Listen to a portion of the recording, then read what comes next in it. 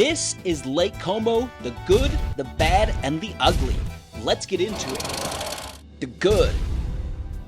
Lake Como is the deepest and most notorious lake in all of Italy, and easily its #1 attraction are its villages that are scattered around the lake. Each village has its own unique charm and offers something completely different than its neighbors.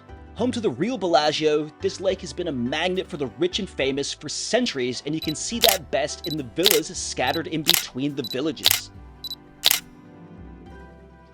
Hands down, the crowd favorite, most beautiful village around the lake is easily the village of Varenna, and I'm going to go ahead and say it, you simply do not go to Lake Como without visiting this beautiful village.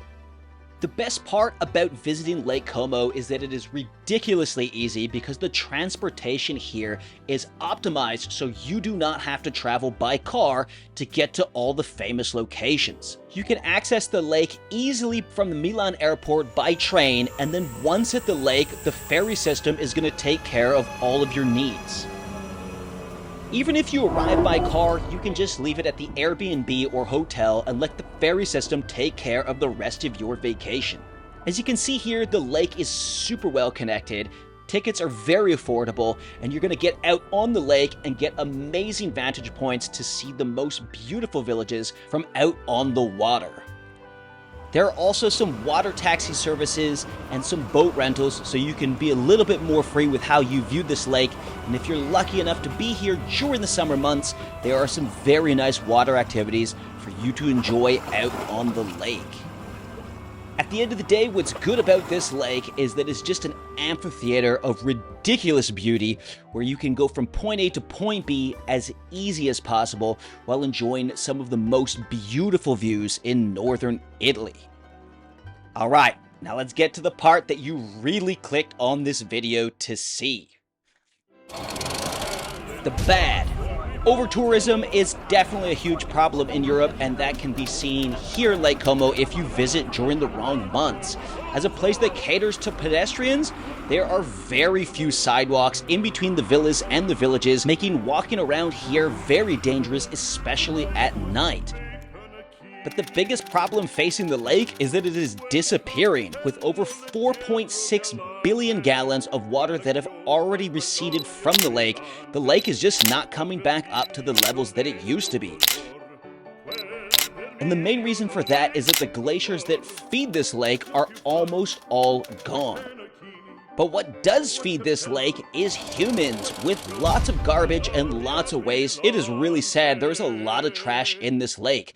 Every year, more frequently, the lake gets flooded with big springtime rains, and that just pushes all the garbage down the valleys into this lake, which kind of acts a bit like a cesspool. Compounding the problem farther is that as the water's composition changes, algae blooms become more and more frequent. The good news is that the locals are on top of this, and they are actively trying to clean up the lake with many different programs and making the best of new water cleanup technologies. One of the initiatives that the locals are trying to implement is getting the restaurants to use biodegradable pasta drinking straws, which is pretty cool. But by far, the most shocking thing that most people do not know about Lake Como is that the air pollution is among the worst, not only in Europe, in the world. Sitting downwind from the city of Milan, Lake Como sits at the end of several valleys that funnel all of northern Italy's pollution into one concentrated area. When I say it's bad, I mean you can feel it in your lungs. All of this needed to be filmed before 10 o'clock? Because this is what it looks like after 10 a.m. Don't even get me started on the no ice cream in stores policy. The verdict. At the end of the day, Lake Como is definitely a place that you should not avoid when visiting the north of Italy. If you can, try to do your best to not go during the months of July and August, because this is when it gets absolutely ridiculously busy, and it will hamper a little bit your enjoyment of these villages and villas. Like I said, you simply do not miss the village of Varenna, and get up nice and early, because if you want to get nice shots and see it at its most beautiful, unfortunately, the haze is going to block that out as you get towards the middle of the day, so nice and early to get beautiful shots and videos just like these.